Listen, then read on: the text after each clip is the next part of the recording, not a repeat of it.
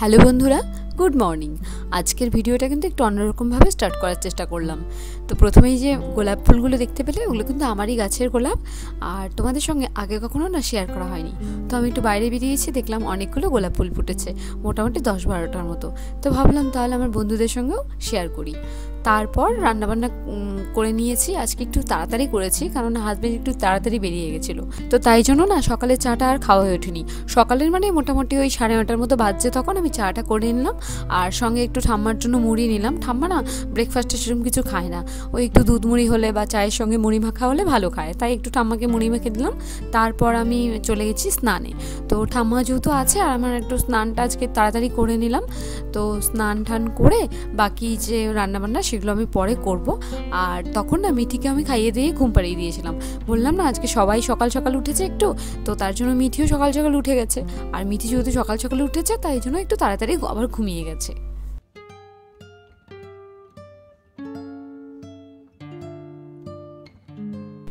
Hello বন্ধুরা, welcome back to my channel Tumpa's TUKITAKI।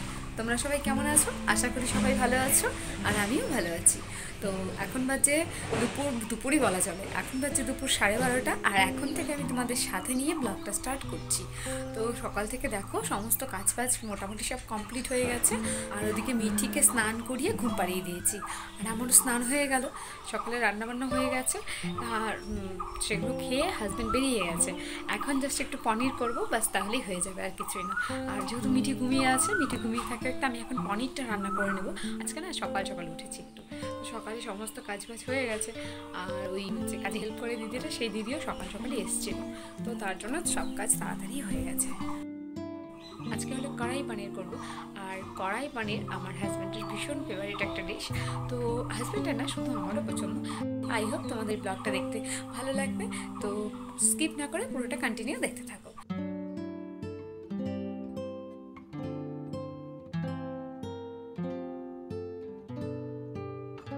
তো মশলাটা রেডি করে নিচ্ছি কড়াই পানির বানানোর জন্য। ওই রসুন, আদা, পেঁয়াজ, তারপর টমেটো, আর কিছু কাজু বাদাম, আর 3-4টা আমি কাঁচা লঙ্কাও দিয়েছি। তো সেগুলোকে তেলে হালকা করে একটু ভেজে নিলাম, ভেজে ঠান্ডা করে নিলাম, ঠান্ডা করে মিক্সিতে পেস্ট করে নিলাম। আর এদিকে দেখো একটু আলুটা ভেজে নিচ্ছি। আলু সাধারণত কড়াই পানিতে দেয় না, তবে আমার হাজব্যান্ড খেতে ভালোবাসে আলু, তাই জন্য আমি একটু আলু দিয়েছি। আর দেখো এইভাবে চারকোনা করে পেঁয়াজগুলো আমি দিয়ে দিচ্ছি। এগুলো না ভেজে রেখে, মানে আলাদা করে ভেজে তারপরে রাখতে হয়, বা রাখলে ভালো হয়। তো আমি না শর্টকাটের জন্য তাড়াতাড়ি করে দিচ্ছি, কারণ মিঠি উঠে গেলে আবার মিঠিকে মানে খাওয়াতে হবে, এই জন্য আমি তাড়াতাড়ি করে দিচ্ছি। আর এই রেসিপিটা না খুবই অল্প সময়ের মধ্যে তৈরি হয়ে যায়, খুব যে বেশি সময় নেয় তা কিন্তু নয়। তো মিক্সিতে পেস্ট করা যে মশলাগুলো সেগুলো আমি দিয়ে দিলাম, দিয়ে এবার মানে ভালো করে কষিয়ে নেব। আর এতে দিব লবণ, হলুদ, লঙ্কা গুঁড়ো দিব, একটু ভালো কালার আসবে। আর দেব হচ্ছে কালারও আসবে ঝালের জন্য, আর দেবো একটু জিরে গুঁড়ো আর একটু ধনিয়া গুঁড়ো। সব কিছু দিয়ে ভালো মতো একটু কষিয়ে নেব। আর কষানোর পরে না জল দিয়ে দেবো। তো খুব বেশি কষালে কি হয়, যে বাদাম বাটাটা মানে লেগে যায়, আর কেমন যেন একটা হয়ে যায়, তার জন্য আমি খুব বেশি একটা কষাই না, হালকা করে কষিয়ে জল দিয়ে দিই।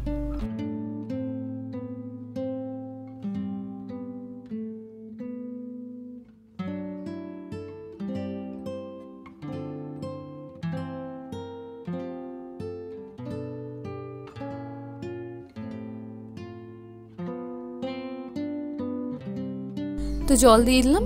আর এটা না ওই গ্রেভিটা ওই হালকা হালকা থাকবে, মাখা মাখা, সেটাই ভালো লাগে।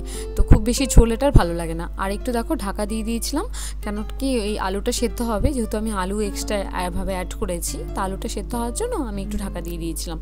আর তারপরে যে পনিরটাকে দিয়ে দিলাম। এবারে এর মধ্যে দিয়ে দেবো ফ্রেশ ক্রিম। আর ফ্রেশ ক্রিম দিলে কি হয়, ফ্রেশ ক্রিম দিলে না এই মানে পনিরের যে কড়াই পনির সবজিটা ভীষণ টেস্টি হয়।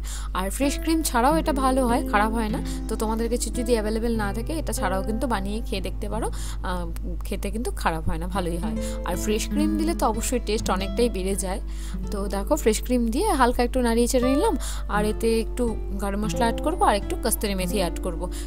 তারপর গ্যাস অফ করে 2-3 মিনিটের মতো ঢাকা দিয়ে রাখবো, ব্যাস তৈরি হয়ে গেল আমার কড়াই পনির।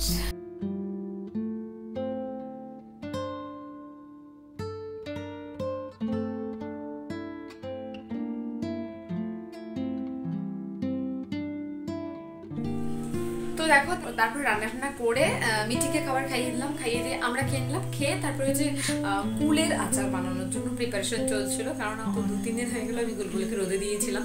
তো ভেবেছিলাম আমিই বানাবো, কিন্তু ঠাম্মা যেহেতু চলে এসছে তো ঠাম্মাকে দিয়ে এখন বানাবো।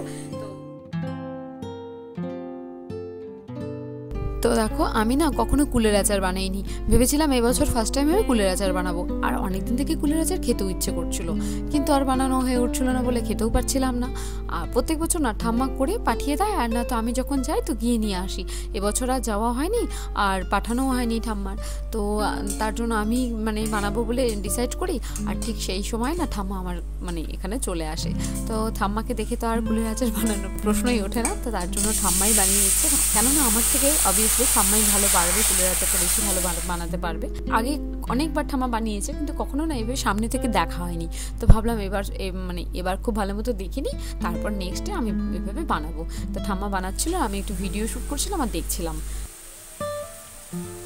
এদিকে দেখো এটা হচ্ছে ছড়িয়ে ঠান্ডা করতে দিয়েছে।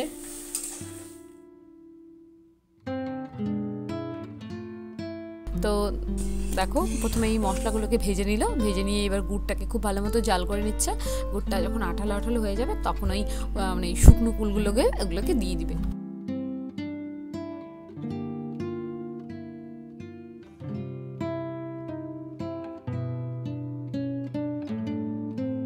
তারপর দেখো এই কুলের আচারটা প্রায় হয়ে এসছে, এবার দিতে হবে মশলাগুলো। তো এবার মশলার মধ্যে ওই যে শুকনো লঙ্কা আর ওই মৌরিটাকে যে শুকনো খোলায় ভেজে রাখলো সেই মশলাটা, তো আমি ভেবেছিলাম ঠাম্মাকে মিক্সিতে পেস্ট করে দেবো, কিন্তু ঠাম্মা বলছে না আমি পাটায় বেটে নেবো। যে কোনো রান্নাই না ঠাম্মা করতে গেলে তো মশলা কি করে মিক্সিতে আমাকে পেস্ট করতে দেয় না, ওই পাটায় বেটে তারপরে আমি যেটা রান্না করি আমি মিক্সিতে পেস্ট করে নিই, কিন্তু ঠাম্মা যদি রান্না করে তো নিজের পাটায় বেটে নিতে চায় আর কি। তো এটা তো সত্যি কথাই না, পাটায় বেটে রান্না করার স্বাদটা অনেকটাই কিন্তু স্বাদ বেশি থাকে।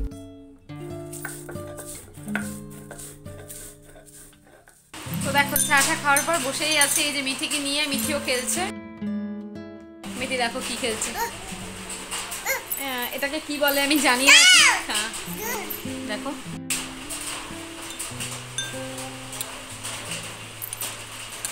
একটা চামচ দিয়েছি, জল দিয়েছি, মেলায় গিয়েছিলাম, সেই মেলা থেকে এগুলো কিনে নিয়ে আসছে মিঠির পাপা, এগুলো কিনে নিয়ে আসছে।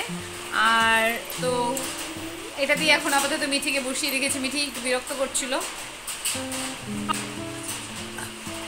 তো আর ঠাম্মা টিভি দেখছে, আর বাইরে একটু বৃষ্টি পড়ছে অল্প স্বল্প।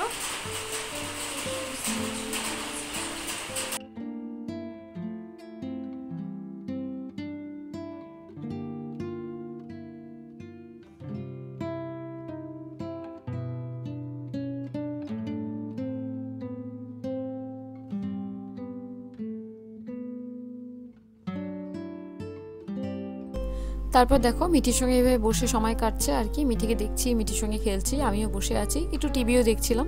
তারপর মনে হলো যে না আটাটা মেখে রাখি রাত্রে ডিনারের জন্য। ওই তখন মোটামুটি 8টার মতো বাজে, আর আমি না রুটি করার মোটামুটি 1 ঘন্টার আগে আটাটা মেখে নিই, তাহলে রুটিটা খুব সুন্দর নরম হয় আর কি। তো তার জন্য এই যে আটা মেখে নিচ্ছি, রাত্রে আজকে ডিনারে রুটি হবে, কারণ হাজব্যান্ড বলেই গেছে দুপুরে যে কড়াই পনির হয়েছে যেহেতু, ও তো রাতে রুটি খাবে, আর ও না কড়াই পনিরের সঙ্গে রুটি খেতেই বেশি পছন্দ করে।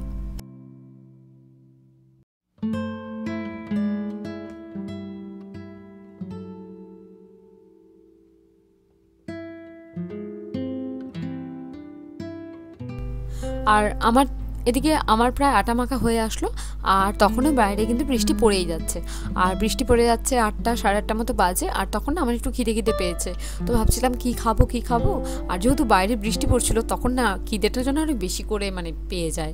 তারপর ফ্রিজে কিছু বোনলেস চিকেন ছিল, তো সেগুলোর একটু পকোড়া বানিয়ে নিলাম, যদিও আমার একার জন্যই বানিয়েছি, কেননা ওই ঠাম্মা চিকেন খায় না। আর রেখে দিয়েছিলাম হাজব্যান্ডকে, পরে রাতে ডিনারে দিয়েছিলাম। তো হাজব্যান্ডটা করে দেইনি, পকোড়াটা বানিয়ে নিয়ে ফেলিনি, এমনি ব্যাটারটাকে রেডি করে রেখে দিয়েছিলাম, আসার পরে ওকে বানিয়ে দিয়েছিলাম। তারপর একটু সস আর একটু বিট লবণ দিয়ে সেটাকে খেয়ে নিলাম। আর এত ইনস্ট্যান্ট এত তাড়াতাড়ি চিকেন পকোড়াটা বানিয়েছিলাম না, ভাবিনি এত টেস্ট হবে। অন্য সময় না ভীষণ টেস্টি করে বানানোর চেষ্টা করি, তবু না টেস্ট হয় না, আর যেমন তেমন করে বানিয়ে নিয়েছিলাম, তাই জন্য মনে হয় এত বেশি টেস্ট হয়ে গেছিলো। আর দেখো আমার সঙ্গে সঙ্গে কিন্তু মিঠিও একটু খাচ্ছে, মিঠি ওই ভেতরের চিকেনটাকেই খাচ্ছিল। তারপর ওই মোটামুটি 9টা মতো বেজে গেছিলো, তো মিঠিকেও খাইয়ে দিয়েছিলাম। খাইয়ে তো মিঠি ঘুমোয়নি তখনও, তো ভাবলাম রাতের মানে রুটিটা করে নিই, তো তার জন্য রাতের রুটিটা করে নিচ্ছি।